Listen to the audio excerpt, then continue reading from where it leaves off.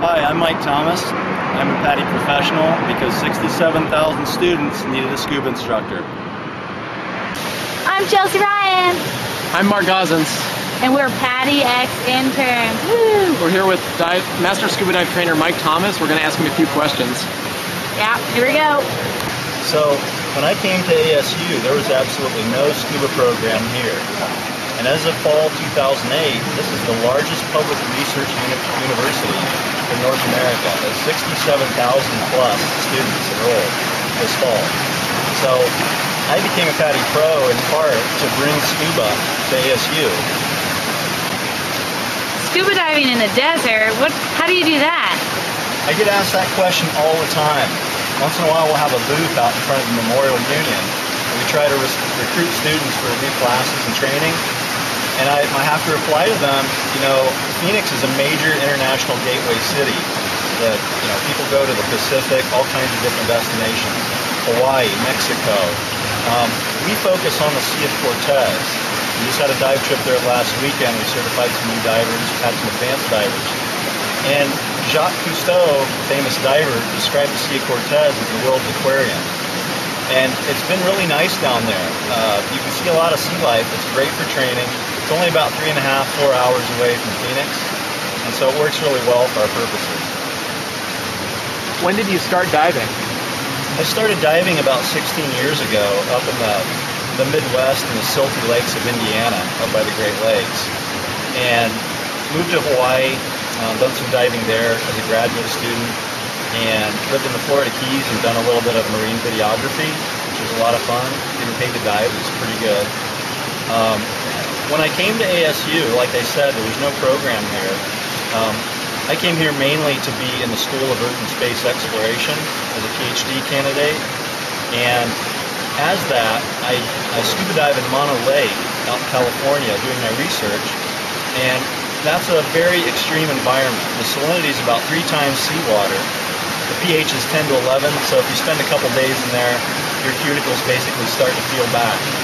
So that's an extreme usage of my diving skills, and becoming a PADI professional has also been another reason why it lends confidence and safety to my diving out there. And so we have a NASA grant which has funded my research out at Mono Lake. And so they take my PADI credentials very seriously. So what's it like teaching scuba diving here at ASU? Well, when I started out, I'm the one who formed a club with my friends, so we kind of just started teaching people on the side. And I'm an independent instructor. I've never been affiliated with a dive shop. And starting out with the club, teaching the PADI system of education, I found it to be very concise yet comprehensive, and it's good for students. My students consistently get around the high 90s percentile on their test, their exam, so I know we're doing an effective job.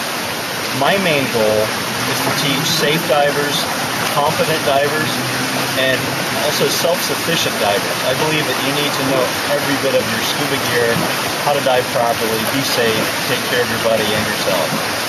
And ASU themselves have been very happy with what we've done here, so much so that they've actually contracted me to teach scuba here this coming year. And so they're really happy with our program and what we're doing, how we're advancing it. And I've had the chance to work with you guys, interns, which has been really great. We've been able to get the word out here on campus and, recruit more people and get them into the PADI program. So it's been really good. So where do you do most of your training?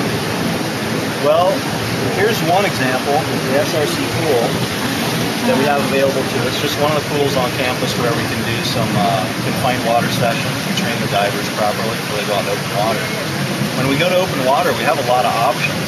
We can go to the West Coast. We like to go down the Sea of Cortez, like I mentioned, and do our training there. It's great for training purposes. Down to Puerto Peñasco, also known as Rocky Point. Maybe even down as far as San Carlos in Mexico. We do the occasional further trip. We've had 3 trips to Cabo San Lucas. We've been to Cancun and Cozumel, Florida Keys, Hawaii.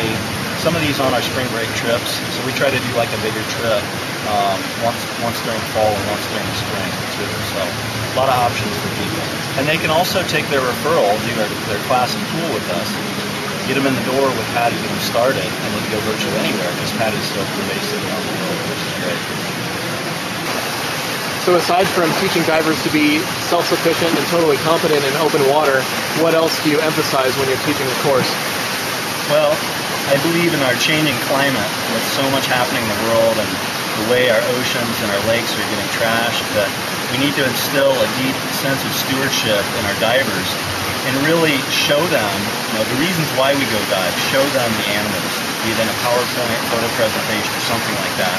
Make them understand that not only are they going to be out as a tourist underwater seeing these things, but they have an obligation to our generation and to our kids and our grandkids to make sure that we show people our knowledge about the aquatic environment and to take care of things. Because we've only got one shot at keeping our oceans and our lakes, healthy and clean. So that's what I try to instill in them also.